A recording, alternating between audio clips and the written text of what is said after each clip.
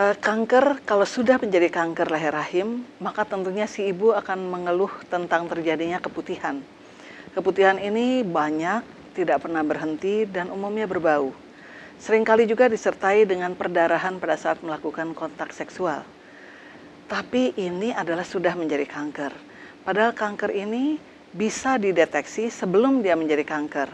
Yang sayangnya pada fase ini, yaitu fase prakanker, sama sekali tidak ada gejalanya. Begitu juga infeksi dari HPV sebagai penyebab kanker leher rahim tidak menimbulkan gejala sama sekali. Karena itu sayang sekali kalau seseorang tidak terbiasa untuk memeriksakan dirinya secara teratur untuk mendeteksi apakah dia sudah menderita infeksi HPV atau sudah menderita lesi prakanker yang merupakan suatu kondisi yang sebetulnya 5-10 tahun sebelum terjadinya kanker. Jadi itu yang dikenal sekarang dengan pemeriksaan IVA, inspeksi visual dengan aplikasi asam asetat, atau pap smear. IVA sendiri sudah diberikan gratis, tapi begitu dilakukan pemeriksaan tentunya banyak yang merasa tidak nyaman karena pemeriksaan ini membutuhkan pemeriksaan dengan suatu alat yang dimasukkan ke dalam vagina untuk melihat leher rahim.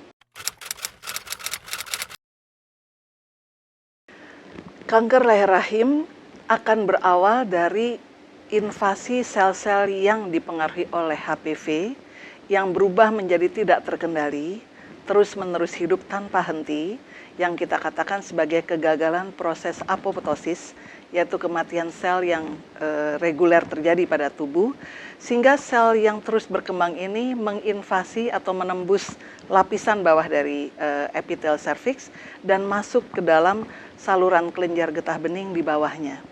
Dengan demikian sel ini bisa pindah ke tempat lain.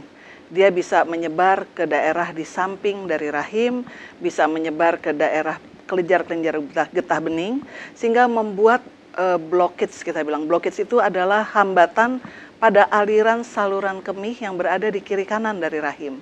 Gejala pertama yang paling berat yang dirasakan oleh seorang penderita kanker leher rahim tentunya adalah keputihan yang tidak kunjung sembuh, yang berbau dan tidak menyenangkan. Gejala berikutnya dapat terjadi hambatan pada keluarnya air seni, sehingga pasien tidak dapat berkemih. Dengan demikian seluruh racun dalam tubuhnya tidak bisa keluar, sehingga pasien dapat menderita yang kita sebut dengan uremia, yaitu racun yang tetap berada dalam tubuhnya, dalam urin itu berada di dalam darah kemudian, dan menyebabkan pasien itu koma sehingga meninggal. Jadi dampaknya banyak sekali. Yang ketiga juga yang tidak menyenangkan bahwa invasi dari sel-sel kanker bisa mencapai daerah syaraf di belakang dari rahim, sehingga menimbulkan rasa nyeri yang luar biasa pada penderitanya.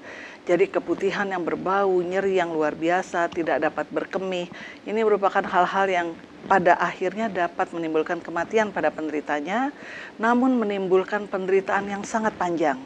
Mungkin berbeda dengan penderita kanker yang lain seperti kanker paru, yang dalam hitungan bulan pasien umumnya sudah tidak bisa diselamatkan, tapi kanker leher rahim pasien bisa bertahan berbulan-bulan bahkan beberapa tahun, namun tetap berakhir dengan kematian dan penderitaannya luar biasa.